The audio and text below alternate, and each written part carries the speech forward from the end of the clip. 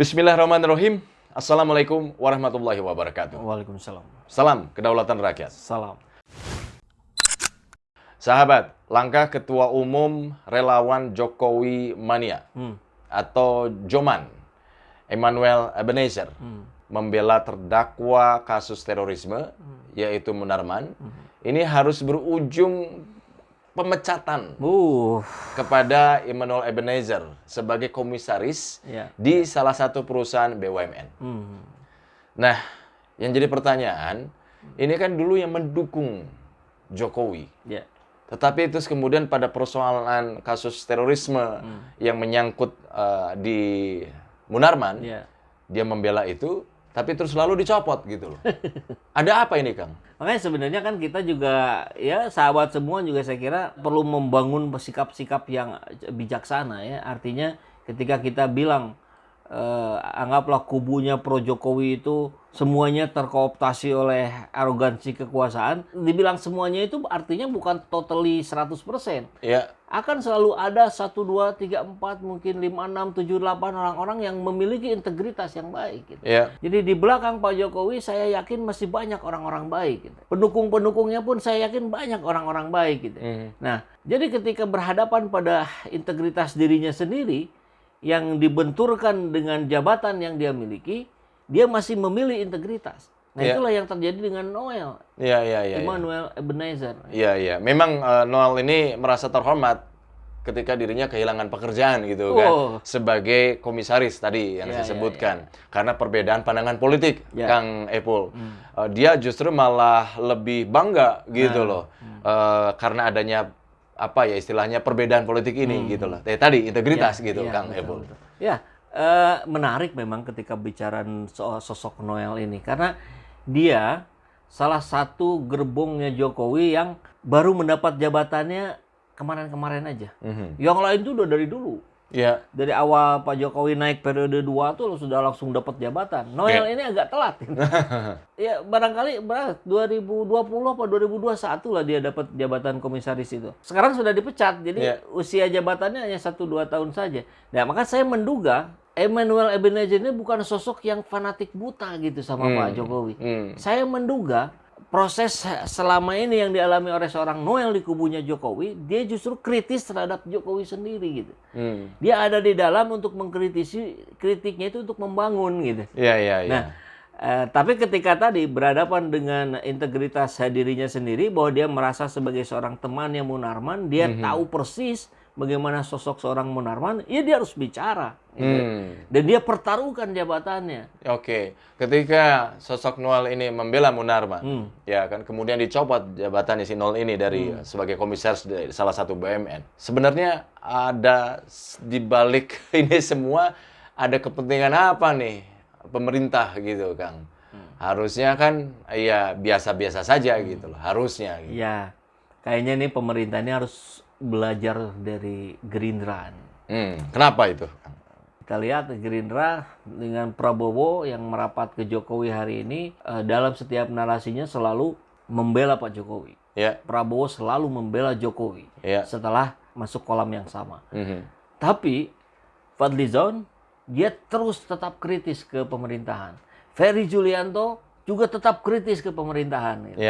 Dan Prabowo tidak memecat dua orang itu gitu. Nah, ini diseimbangkan gitu. Fadlizon dan Ferry itu tetap dibutuhkan Gerindra untuk menjaga suara-suara orang-orang yang kritis terhadap penguasa gitu. Nah, ini taktik politik sebetulnya. Nah, itu tidak terjadi pada Jokowi and friend gitu.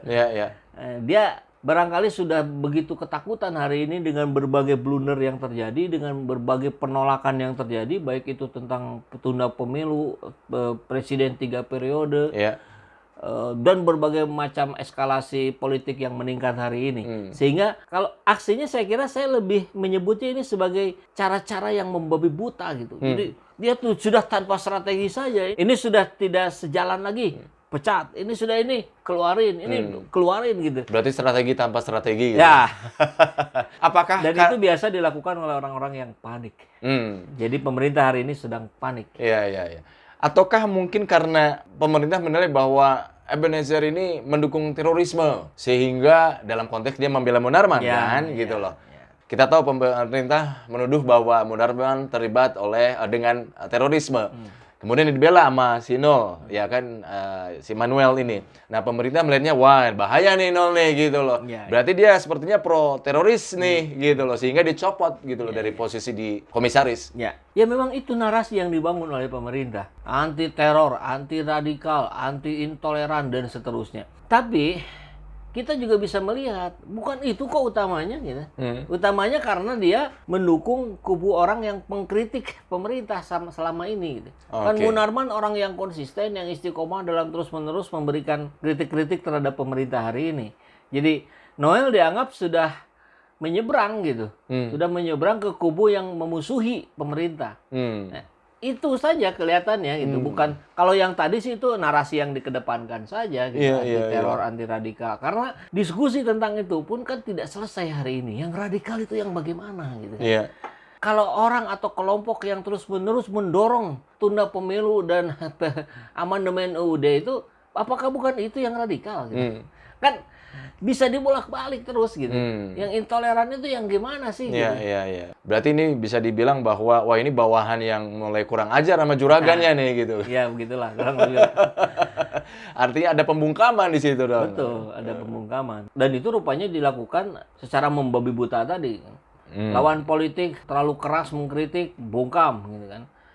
Bang Edi dibungkam, Abi Bahar dibungkam, HRS dibungkam, Jumhur Hidayat dibungkam gitu. Dan banyak lagi gitu. Yang termasuk dari kubunya sendiri yang mulai kritis, bungkam. Nah, itu dia Kang Epul. Ada pelajaran yang berharga di sini kalau saya melihat bicara soal integritas. Ketika integritas masih ada pada diri seseorang, maka dia akan terus berdiri tegak. Ya kan? Dia akan melihat sesuatu yang salah, dia akan mengkritik itu.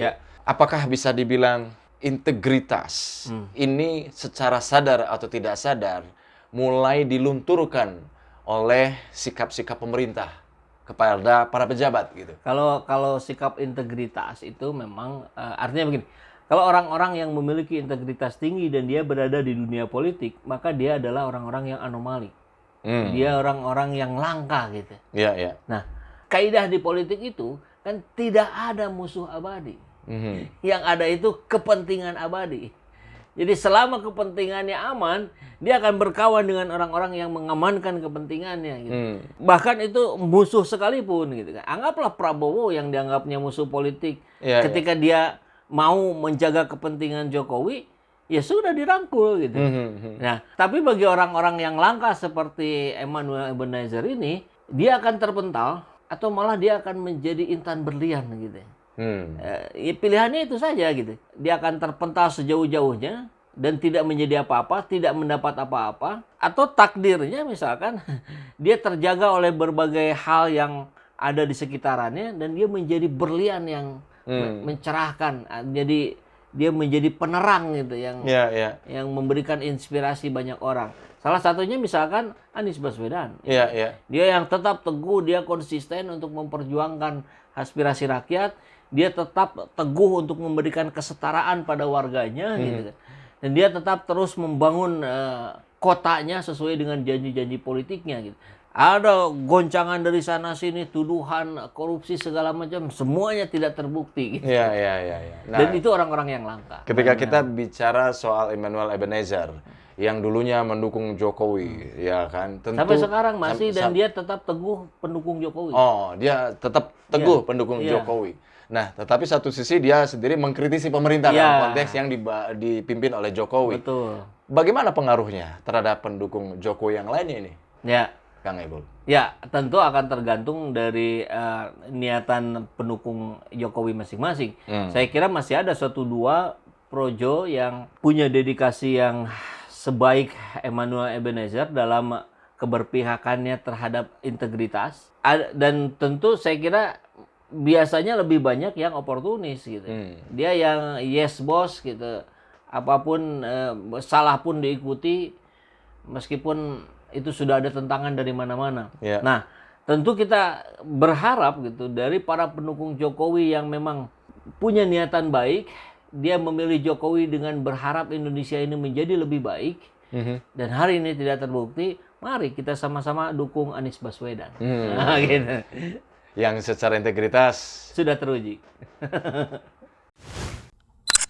Seperti biasa, bagi yang ingin membersamai kami dengan membantu operasional channel ini, sahabat bisa mendonasikannya ke nomor rekening yang ada di bawah sini.